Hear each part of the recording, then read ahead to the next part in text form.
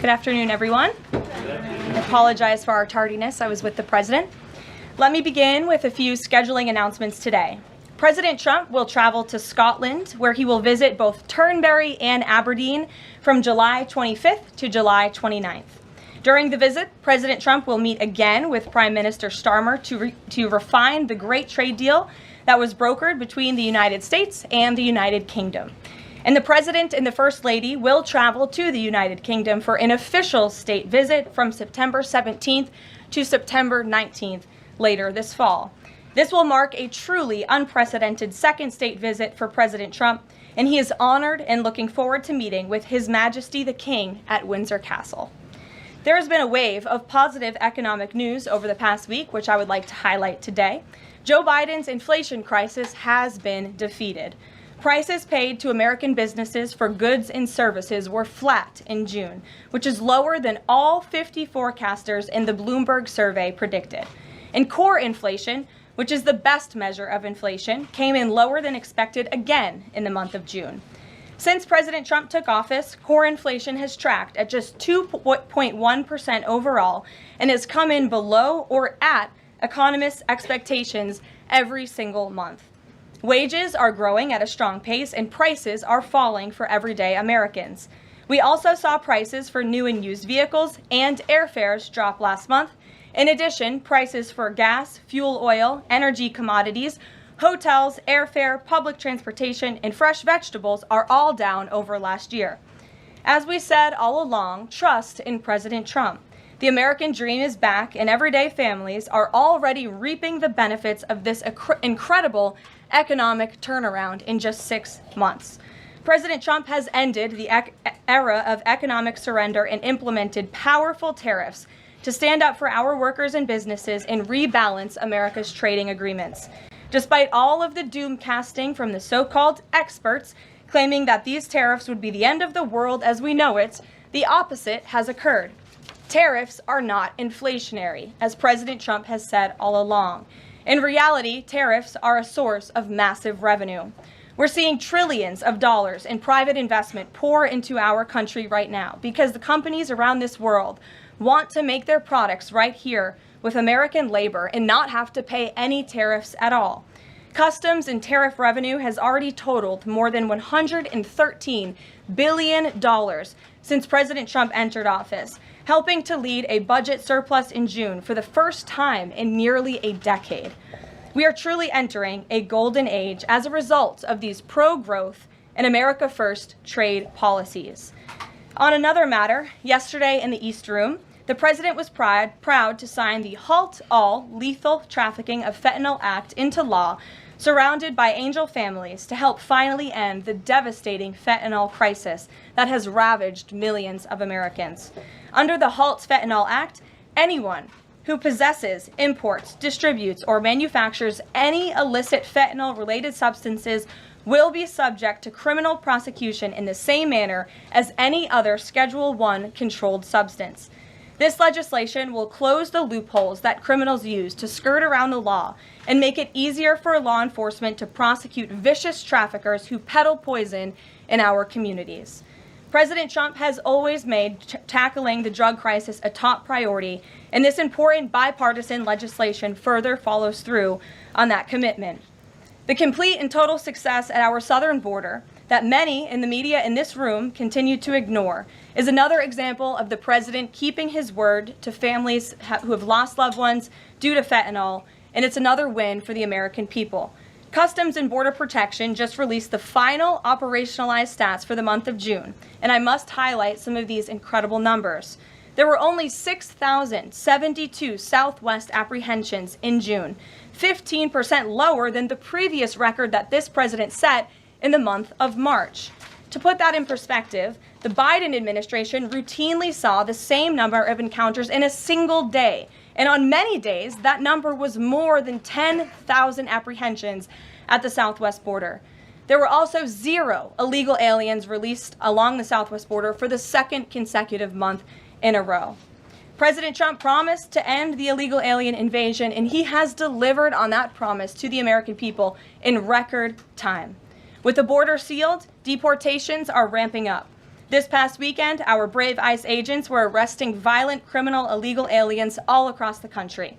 ICE Atlanta arrested an illegal alien from Mexico, convicted of attempted rape of a child in North Carolina.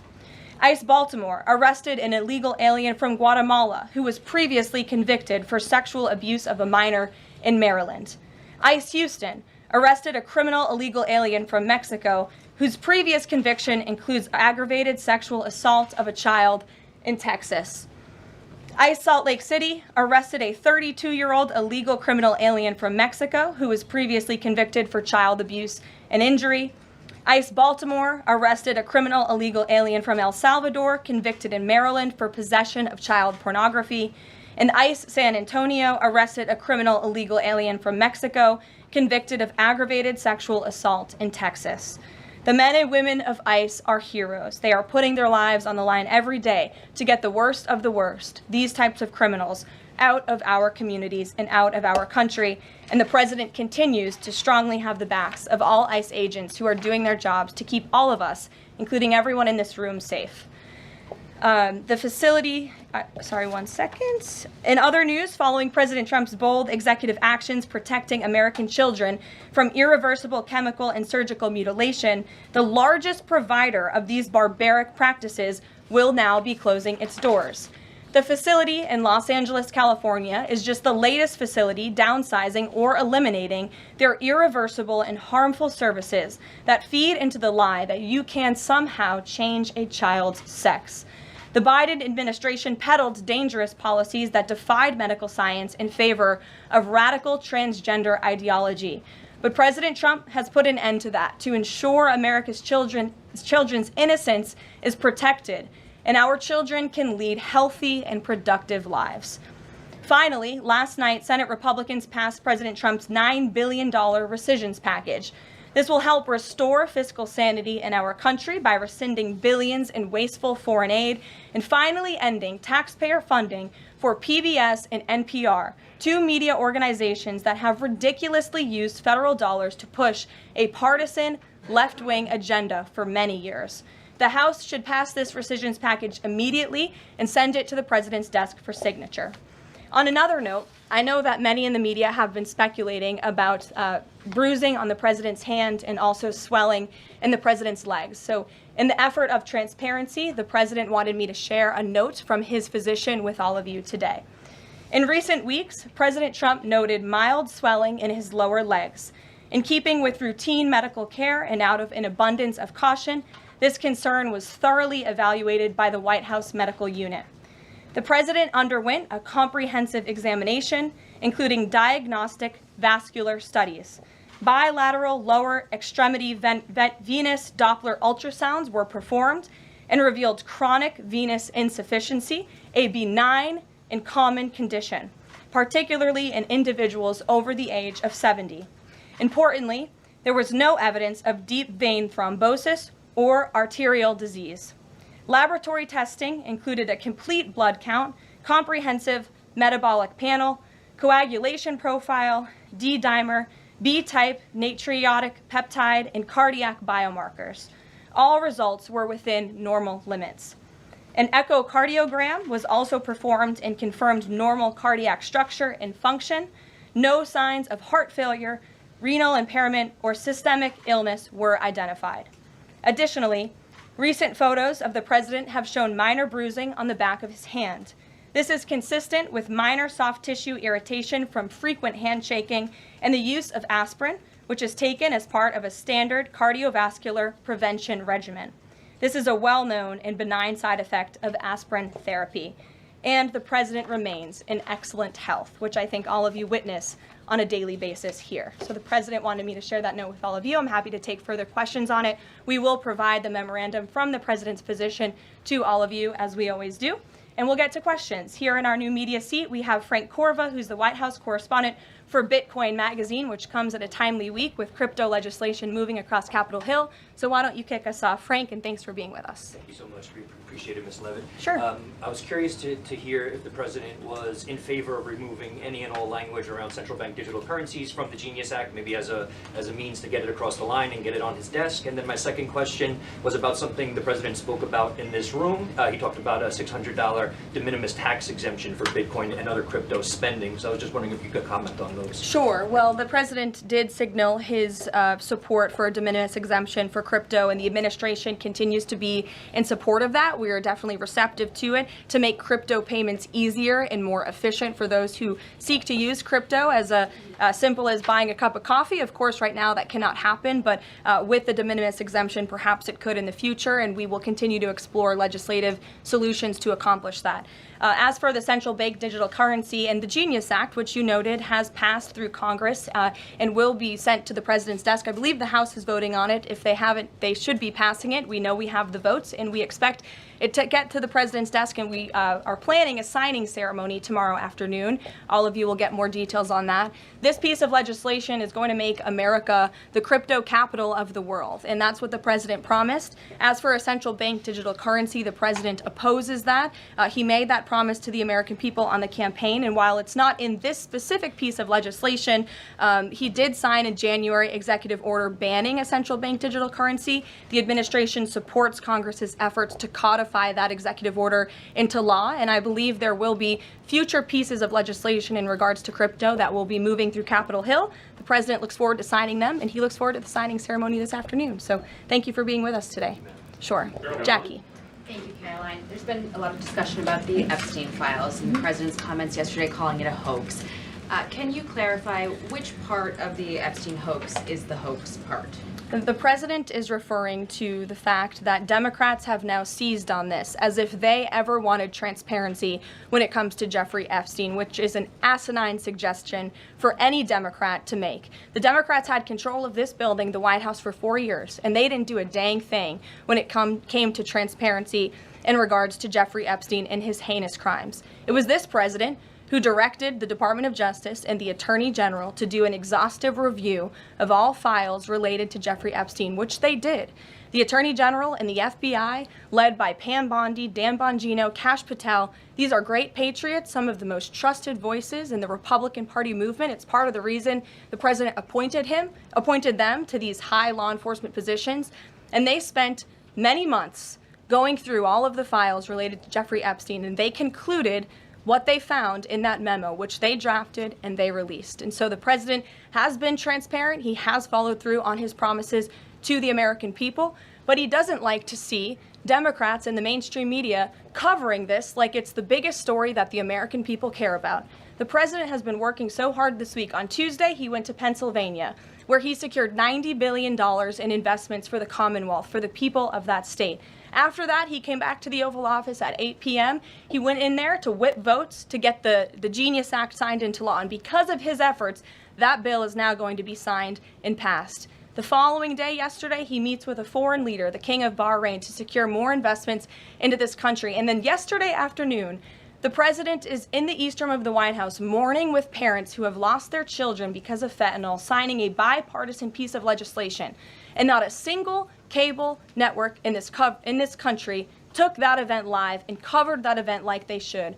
Those are the issues the president cares about. What could be more important to the American people than helping families who have lost their children? Those are the issues this president is going to remain focused on. I understand he wants to move on from this story, but you do have some prominent figures, including the Senate Majority Leader, the House Speaker, voicing support for the files to come out.